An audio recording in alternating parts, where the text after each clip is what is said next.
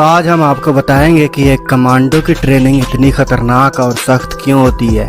दोस्तों, एक कमांडो 10,000 सैनिकों के बराबर होता है। घने और खतरनाक जंगलों के बीच जहरीले सांपों से निपटते हुए इसे दुश्मन द्वारा कब्जाई जमीन को वापस छुड़ा लाना आसान लगता है। यही वजह है कि किसी भी देश की सुरक्षा ऐसे ही कमांडो के हाथों में होती है, जिन्हें हर देश अपनी सेना को फौलाद बनाने के लिए कड़ी से कड़ी ट्रेनिंग देता है। इन्हें जिस्मानी और जहनी तौर पर मजबूत बनाया जाता है। इनकी ट्रेनिंग देखकर तो आप सर से लेकर पाँव तक कांप जाएंगे। यकीन नहीं आता तो आप खुद देख लीजिए। और जब आप अंत में पाकिस्तान के कमांडो के बारे में जानेंगे तो आप चौंक जाएंगे। तो क्या वो हमसे ज्यादा मजबूत है? आपको क्या लगता है? कमेंट बॉक्स में जरूर बताइएगा। Number 1, 36 hours stretch training camp. दोस्तों, पैरा कमांडो का चयन सेना की अलग अलग रेजिमेंट से किया जाता है। इसके बाद इनकी ट्रेनिंग के लिए इनको पैरा कमांडो के ट्रेनिंग कैंप भेज दिया जाता है, जहां इन्हें 3 से 6 महीने तक सख्त बेसिक ट्रेनिंग दी जाती है। इसके बाद इनकी 36 घंटे की एक खास स्ट्रेस ट्रेनिंग होती है। 36 घंटे की इस बेहद ही सख्त और भयानक तकलीफ देने वाली ट्रेनिंग में खरा उतरने के बाद ही कमांडो को सम्मानीय मैरून रंग की कैप मिलती है, यानी बलिदान का ताज। 36 घंटे की इस स्ट्रेस ट्रेनिंग की शुरुआत रात के वक्त से होता है। अधूरी नींदों से जवानों को उठाकर एक लाइन में खड़ा होने का ऑर्डर दिया जाता है। आपको बता दें कि ये जवान पिछले 1 हफ्ते से सिर्फ 1 या 2 घंटे की ही नींद लेते आ रहे हैं। इसके बाद जवानों को अधूरी नींद में ही बार बार रूटीन एक्सरसाइज करनी होती है। ऐसा तब तक होता रहता है जब तक इनमें से कोई एक हार ना मान ले। इसके बाद जवानों को एक 30 किलो के बैटल लोड को लेकर खड़ी पहाड़ी पर चढ़ाई करनी होती है, जो कि 10 किलोमीटर लंबी होती है, लेकिन इसे 2 घंटे में कंप्लीट करना होता है। इसके बाद अपने दोस्त को कंधे पर लाद कर चलना होता है, जो कि इस भावना से प्रेरित होता है कि पैरा कमांडो किसी भी परिस्थिति में अपने साथी को दुश्मन के बीच नहीं छोड़ेंगे। इतना ही नहीं, इसके बाद इन जवानों को 1.18 किलोमीटर के दायरे को 3 राउंड लगाने होते हैं, जिसमें हर राउंड में वजन को बढ़ा दिया जाता है। पहले राउंड में जवानों को 30 किलो का बैटल लोड, 7 किलो के हथियार, साथ में 20-20 लीटर के 2 जेरिकेन को लाद कर इन्हें चक्कर लगाना होता है। वहीं दूसरे राउंड में इन्हें 60 से 85 किलो के ट्रक के टायर को उठाकर चक्कर लगाना होता है। और तीसरे राउंड में 30 से 80 किलो के लकड़ी के टुकड़े को उठाकर 1.81 किलोमीटर के रास्ते को तय करना होता है, वो भी सिर्फ 1 घंटे में।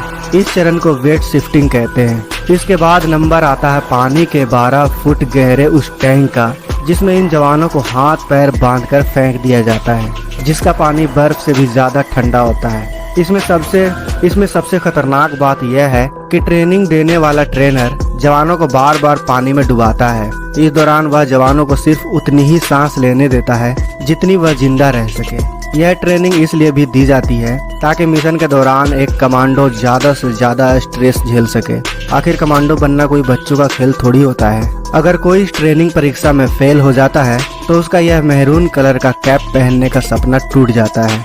36 में से 14 घंटे बीत जाने के बाद इन्हें गटर के पानी जैसा पानी पीने को दिया जाता है, जो दरअसल जूस होता है, जिसमें डिहाइड्रेटेड सॉल्यूशन मिला होता है। इस प्रक्रिया से गुजरने के बाद इन जवानों की बौद्धिक क्षमताओं को परखा जाता है, और यह सब बहुत दबाव भरे माहौल में होता है।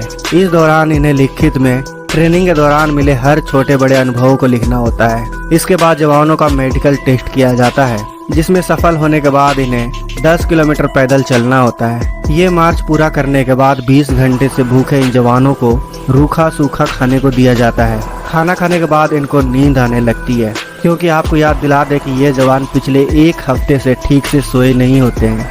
ऊपर से पिछले 36 घंटों से ट्रेनिंग के कारण यह थक कर चूर हो चुके होते हैं, जिस कारण इनको नींद आने लगती है। और अगर कोई जवान इस बीच सो जाता है तो उसकी मैरून कैप पहनने की उम्मीद टूट जाती है। दोस्तों, इसके बाद जवानों को 5 घंटे के लिए जंगल में छोड़ दिया जाता है, जहां इनके लड़ने की क्षमता का अंदाजा लगाया जाता है। इसमें सफलता पाने के बाद इन्हें कीचड़ में उतारा जाता है, जहां इन्हें कीचड़ में लथपथ रहते हुए हथियारों के साथ दौड़ना होता है, जो कि इनकी 36 घंटे की ट्रेनिंग का अंतिम हिस्सा होता है। इसके बाद इनके सर पे मैरून कलर के टोपी का ताज सजा दिया जाता है। Number 2, Vietnam special force. दोस्तों, इस ट्रेनिंग की शुरुआत कांटेदार तारों पर नंगे पैरों से चलने से होता है। फिर इन जवानों को इन नुकीले तारों पर लिटा दिया जाता है। इतना ही नहीं, इनके ऊपर से बाकी के जवानों को भी गुजारा जाता है। इसके बाद इन्हें शारीरिक रूप से मजबूत बनाया जाता है। इस दौरान इनके हाथ, पैर, कंधे पर पत्थर रखकर हथौड़े से तोड़ा जाता है। ट्रेनिंग के अन्य चरणों में जवानों को नुकीले कीलों पर नंगी पीठ के बल लिटा दिया जाता है और इनकी छाती पर एक बड़ा सा पत्थर रखकर उसे हथौड़े से तोड़ा जाता है, जिससे कई बार सैनिक घायल भी हो जाते हैं, लेकिन इनके मुंह से आह तक नहीं निकलती। दोस्तों, बात यहीं खत्म नहीं हो जाती। इसके बाद इनके ऊपर धारदार चाकू को गिराया जाता है, लेकिन इनका शरीर इतना सख्त हो चुका होता है कि ये चाकू इनका कुछ नहीं बिगाड़ पाते। इसके बाद इन जवानों को नंगे पांव शीशे के टुकड़ों पर भी चलाया जाता है, वो भी भारी वजन के साथ। और फिर दोस्तों, इसके बाद शुरू होती है इन जवानों की असली ट्रेनिंग, जिसके तहत इन्हें धारदार तलवार पर नंगी पीठ लिटाकर इनकी छाती पर एक बड़े से पत्थर को रखकर उसे हथौड़े से तोड़ा जाता है। अब देखिए वियतनाम सेना के इस जवान को, कैसे यह जवान गर्दन में लिपटी लोहे के मोटे रॉड को मोड़ देता है और फिर 1 मिनट में इससे आजाद भी हो जाता है। तरह तरह के ट्रेनिंग से गुजरने के बाद यह कमांडो शारीरिक रूप से चट्टानों की तरह मजबूत हो जाते हैं। इसके बाद इन सैनिकों को पानी के अंदर, पहाड़ों पर, घने जंगलों में लंबे समय तक भेज दिया जाता है, जहां वो युद्ध के लिए ही ट्रेंड किए जाते हैं। तब जाकर यह सेना का हिस्सा बन पाते हैं। Number 3, Gorkha boot camp. दोस्तों, गोरखा रेजिमेंट के कमांडो को मौत से जरा भी डर नहीं लगता। ये वही हैं जिन्होंने द्वितीय विश्व युद्ध में हिटलर से टक्कर ली थी। गोरखा कमांडो जान कुर्बान करने में हर वक्त तैयार रहते हैं। इनकी भर्ती के लिए हर साल बूट कैंप का आयोजन किया जाता है, जिसमें लगभग 10,000 से ज्यादा जवानों को चुना जाता है, मगर इनमें से कुछ ही योग्य निकल पाते हैं, जिन्हें कई तरह की सख्त ट्रेनिंग से गुजरना पड़ता है, जिसमें 25 किलो के वजन के साथ पहाड़ी पर चढ़ाई शामिल है, जिसे 1 घंटे में पूरा करना अनिवार्य होता है। रेस में सफल होने वाले इन्हें बेसिक ट्रेनिंग देकर बेस कैंप भेज देते हैं। यहीं से गोरखा दुश्मन के लिए फौलाद बनकर बाहर आते हैं। यही वजह है कि इनकी खुखरी बिना दुश्मन के सर कलम किए वापस म्यान में नहीं जाती। आपको बता दें कि गोरखा कमांडो सिर्फ भारतीय सेना में ही नहीं, बल्कि यह नेपाल और ब्रिटेन आर्मी में भी है। Number 4, People's Liberation Army China. दोस्तों, चीन के सैनिकों को बेहद सख्त ट्रेनिंग से होकर गुजरना पड़ता है, लेकिन इनकी ट्रेनिंग बाकी देशों से बिल्कुल अलग होती है, जिसमें इन्हें जिंदगी और मौत का सामना करना पड़ता है। ट्रेनिंग के दौरान इन सैनिकों को बच्चों की तरह जिंदा हैंड ग्रेनेड से कैच अप कैच खेलना होता है, जिसके ब्लास्ट होने से पहले इन्हें जमीन में दबाना होता है। अब आप खुद सोचिए कि ये कितना खतरनाक है। आपका क्या कहना है चीन के इस पागलपन पर? कमेंट बॉक्स में अवश्य बताइए। आपके कमेंट पढ़कर हमें बहुत मजा आएगा। Number 5, special service group Pakistan.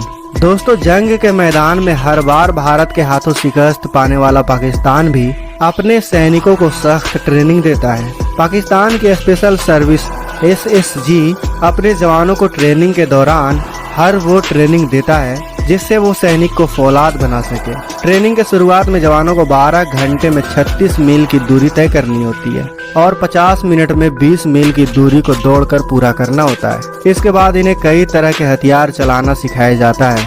जब ये इसमें ट्रेंड हो जाते हैं, तब इन्हें पहाड़, नदी और जंगलों में भेज दिया जाता है, जहां ये अपने युद्ध कौशल को और मजबूत बनाते हैं। इसके अलावा इन्हें भूखा भी रखा जाता है, ताकि यह भूखे पेट भी दुश्मन से लोहा ले सके।